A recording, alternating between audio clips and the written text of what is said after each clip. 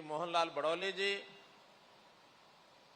बहन निर्मल चौधरी जी, विधायक हमारे पानीपत से श्री महिपाल ढांडा जी, विधायक जींद से श्री कृष्ण मिड्ढा जी, दोनों जिलों के हमारे जिलाध्यक्षगण श्री तीर्थ राणा जी, श्री राजकुमार मोर जी, पार्टी के प्रदेश उपाध्यक्षा बहन कविता जैन जी, उपस्थित सभी मंचासीन सभी श्रेष्ठ हमारे पदाधिकारीगण, आज की सभा में उपस्थित सभी बुजुर्गों, नौजवान साथियों, माताओं, बहनों, सबसे पहले तो मैं, जैसा मैंने बताया कि आदरणीय नितिन गडकरी जी का स्वागत करता हूं। स्वागत अपने आप में एक विषय है,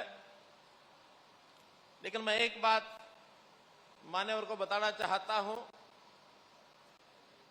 कि जब जब आप आते हैं, हम स्वागत तो आपका करते ही हैं, लेकिन जब तक आपके आने का समाचार भी मिल जाता है तो हम इस बात की इंतजार करते हैं कि आप आ रहे हैं।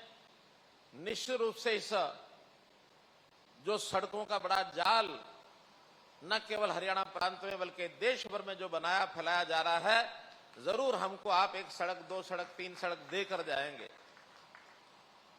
और यही नहीं, हम तो ये भी अपेक्षा करते हैं कि जब यहां से जाने के लिए तैयारी करेंगे, जाते जाते अपने भाषण में कुछ और नया भी देकर के जाएंगे आगे करने के लिए। हम लोग लगातार यहां जो आपके द्वारा किए जाने वाले कार्य हैं उनकी सराहना करते हैं। आज भी 11 ओवरब्रिज, अंडरपास, ओवरब्रिज सब मिलाकर जो नेशनल हाईवे नंबर 44 मुबारका चौक से और पानीपत तक, मुकरबा चौक से पानीपत तक, और ऐसे ही करनाल शहर का एक पूर्वी बाईपास, इसका शिलान्यास, इन ओवरब्रिजेज का तो आज उद्घाटन हुआ है, करनाल बाईपास का शिलान्यास, और ऐसे ही अंबाला शहर का एक नया बाईपास वो भी बनेगा, उसका भी आप शिलान्यास करने के लिए आए हैं। इनकी कीमत लगभग 3700 करोड़ रुपए की ये बनती है, जो आपने हमें सौगात दी है। पहले भी जितने नेशनल हाईवे बने हैं, 17 नेशनल हाईवे अभी तक हरियाणा में बन चुके हैं। और विशेष बात यह है कि सब नेशनल हाईवे हरियाणा के सभी जिला केंद्रों को आपस में जोड़ते हैं। हरियाणा एकमात्र ऐसा प्रदेश है जिसके सब जिला केंद्र नेशनल हाईवे से जुड़ गए हैं, शायद ही कोई ऐसा प्रदेश होगा। जब हम नक्शा देखते हैं और वो रोड्स का नक्शा जब होता है तो ऐसा लगता पूरे देश में जाल सा बुन गया है। अब इन सड़कों पर जब हम सफर करते हैं, ट्रैवल करते हैं, तो बहुत ही एक आनंद का विषय होता है। कोई भी सामान्य व्यक्ति इन सड़कों का लाभ उठाता है, घंटों का सफर मिनटों में हो जाता है।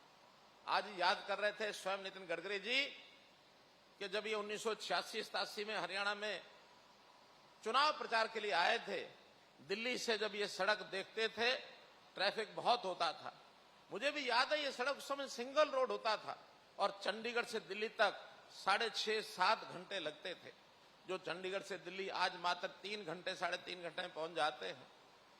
केवल यही नहीं, बहुत से मार्ग बन गए हैं और बहुत से मार्ग जो हैं आगे जो है पाइपलाइन में हैं।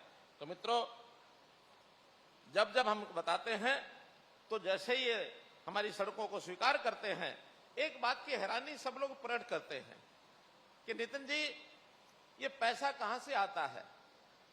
इनका कहना कि पैसे की चिंता मत करो, पैसा बहुत है, अपने सरकारों के पास भी है, जनता के पास भी है, लगाने वाले आप मांग बताओ, हम पैसा देने के लिए तैयार हैं। मैं तो कभी कभी कहता हूं जैसे जादूगर, उसको कहा जाए हवा में से पैसे निकाल के ले आता है, तो आप भी पैसा लेने में, पैसा इकट्ठा करने में, लोगों का पैसा निवेश कराने में किसी जादूगर से कम नहीं है जितना पैसा आप लगवा देते हैं।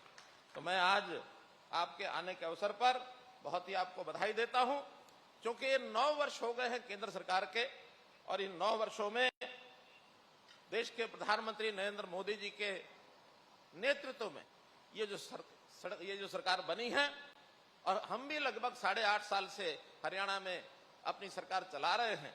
डबल इंजन की सरकार ने बहुत काम किए हैं। जैसा सड़कों का जाल है वैसे रेलवे का जाल, ऐसे ही जहाज की यानी सफर कितना आसान सस्ता हो गया कि एक आम हवाई चप्पल पहनने वाला व्यक्ति भी अब हवाई यात्रा कर सकता है। तो जिस प्रकार से ये सारे काम हुए हैं, इन कामों को लेकर के 9 वर्ष में जो काम हुए, हमने भी हरियाणा में केंद्र सरकार के साथ कंधे से कंधा मिलाकर, और मैं कहता हूं कि जो योजनाएं केंद्र सरकार ने हमको दी उन सब योजनाओं पर हमने काम किया है। खास करके आम आदमी, आम सामान्य व्यक्ति, गरीब हो, मजदूर हो, किसान हो, उनके हित में केंद्र ने कितनी ही योजनाएं चलाई हैं और उन योजनाओं को लागू करने में हमसे जो अपेक्षा की गई हमने की है। हमने अलग से हरियाणा में भी जो 10 साल पहले हम जानते हैं कि किस प्रकार की भय की, भ्रष्टाचार की, भाई भतीजावाद की ये सरकारें चलती थी, हमने उन सब को समाप्त किया है। आज निर्भय होकर के, चाहे यहाँ का गरीब आदमी हो, चाहे आपका सामान्य आदमी हो, चाहे अमीर हो, चाहे कोई निवेशक हो, उद्योगकर्ता हो, किसान हो, मजदूर हो, किसी को चिंता करने की जरूरत नहीं है। जिस प्रकार के एक जिसको कहना चाहिए ऐसे वातावरण को सपोर्ट करते थे कि कैसे गुंडागर्दी आगे बढ़े, क्योंकि उसके आधार के ऊपर इनके शासन चलते थे। अब इस सालों में निडर होकर के सब लोग अपना काम करते हैं। जो हमने सरकारी नौकरियां दी हैं, बिना किसी पर्ची खर्ची के जैसा कोई भेदभाव नहीं, मिशन मेरिट, इसको हमने जो है समर्थन किया है। और इस मिशन मेरिट के कारण से आज हमारा युवा वो हरियाणा में पढ़ाई की लगन उसको लग गई है। जो कोचिंग सेंटर खाली होते थे वो भर गए हैं, लाइब्रेरीज में पैर रखने की जगह नहीं है, हमारे कॉलेज और एजुकेशन के सेंटर ये खूब बढ़ रहे हैं। इसी प्रकार हमने कुल मिलाकर के जो 5 S मैं कहा करता हूं उसमें हमने काम किया है, चाहे शिक्षा है, स्वास्थ्य है, सुरक्षा है, स्वाभिमान है, स्वरोजगार है। इन सब बातों पर हमने जो काम करने के लिए अपने बहुत से प्रोग्राम बनाए हैं, आज गिनाने का अवसर नहीं है। 3 C पर हमने चोट की, वो कास्ट बेस हमारा जो राजनीति है उस पर हमने चोट की है, करप्शन पर हमने चोट की है और क्राइम पर हमने चोट की है। कल मुझे प्रसन्नता हुई जब अमित भाई शाह उन्होंने कहा कि हरियाणा में 3 D चलते थे। इस 3 D में एक तो यहाँ दरबारी लोग ये शासन किया करते थे, एक यहाँ डीलरों की भरमार होती थी। ये जो डीलर थे ये अपने देश में, इस प्रदेश में शासनों की बागडोर अपने हाथ में रखते थे। और उन्होंने कहा दिल्ली के दामाद को जो स्पोर्ट होती थी, 3 D, तीनों D का जो असर है वो हमने समाप्त कर दिया। मित्रों, हमने समाप्त कर दिया। हम इन कामों के लिए निरंतर आगे बढ़ रहे हैं और हम लोग अगर तुलना करें तो कांग्रेस की सरकार से कई मायनों में आगे पहुंचे हैं। स्थान स्थान के ऊपर कभी कभी मीडिया के सामने वो शेखी बघारते हैं। घोषणाओं की भरमार जिन्होंने की, उन घोषणाओं पर भी उन्होंने काम नहीं किया। लगातार हमने आने के बाद काम किया है। अगर मैं कुछ 4-5 बातें आंकड़ों सहित आपको बताना चाहता हूं कि जिसमें से उनकी पोल पट्टी खुलती है। हम अभी तक बोले नहीं, अब चूंकि वो बहुत ज्यादा जब बोलने लगे हैं तो मैं आज इस मंच के माध्यम से मित्रों हर क्षेत्र की आपकी यानी इस हरियाणा सरकार की जो उपलब्धि है वो आपके सामने बता रहा हूं ताकि आप लोगों को बता सकें। अगर मैं किसानों के मुआवजे की बात करूं, किसानों का मुआवजा खराबा 6,000 रुपया एकड़ था उस समय। जाते जाते उन्होंने 10,000 किया जरूर था 2013-14 में, लेकिन 1 पैसा भी दिया नहीं था। वो मुआवजा भी हमने आकर के उनका पे किया और उन्होंने जितना 1200 साढ़े 1200 करोड़ 10 सालों में मुआवजा दिया, हमने 1200 की जगह इन 8 साढ़े 8 सालों में 11,000 करोड़ रुपया दे चुके हैं मित्रों, लगभग 10 गुना मुआवजा। उसमें आपके सोनीपत जिले का भी मैं स्वयं आया था, बल्कि ये 12,000 से 15,000 की घोषणा मैंने सोनीपत जिले में की थी आकर के। तो किसानों के मुआवजे में, किसानों की MSP में, भावांतर भरपाई योजना, जो उनका बिकता नहीं है माल तो हम कहते हैं हम सरकार की ओर से देंगे। अभी कुरुक्षेत्र जिले के किसान उन्होंने कहा कि सूरजमुखी कम भाव पर बिकती है। हमने कहा जिस भी भाव बिकती है भाव भी बढ़ाएंगे। 4200 से 4800, 4900, 5,000 ये भाव हमारी संस्था ने की और 1,000 रुपया हमने सरकार की ओर से दिया। तो 4200 से 6,000 रेट लगा करके और उनकी खरीद आज भी हो रही है। मुझे उम्मीद है रेट बढ़ेगा तो किसानों के हित में किसी भी सीमा तक। बाजरा पिट गया, हमने दक्षिण हरियाणा में 600 रुपया क्विंटल ये हरियाणा सरकार की ओर से उनको दिया। तो जब भी ऐसी कोई समस्या आती है हम उसमें ये काम करते हैं। भाइयों बहनों, अब अगर मैं पेंशन का विषय लेता हूं, उनके समय 1000 रुपया पेंशन मिलती थी, जो हमारे वृद्धावस्था पेंशन है या हमारी बहनें जो विधवा हो जाती हैं उनको 1000 रुपया महीना पेंशन थी। हमने 2750 करोड़ रुपया कर दिया है और आने वाले समय में इसको अपने इस कार्यकाल में ही 3000 करेंगे। आगे की बात आगे देखेंगे, आगे भी बढ़ेगी। लेकिन हम इनकी तरह खोखली बातें जो 600-800 करोड़ रुपया 600 और 800 रुपया महीने का देते थे, आज कुछ भी सेखी बघारते रहे। आखिर बजट के हिसाब से हिसाब सब लगाते हैं, चाहे कोई भी पार्टी हो, हम भी लगाते हैं और इस बजट के अनुसार हम निश्चित रूप से और ये सारे देश भर में सबसे अधिक है।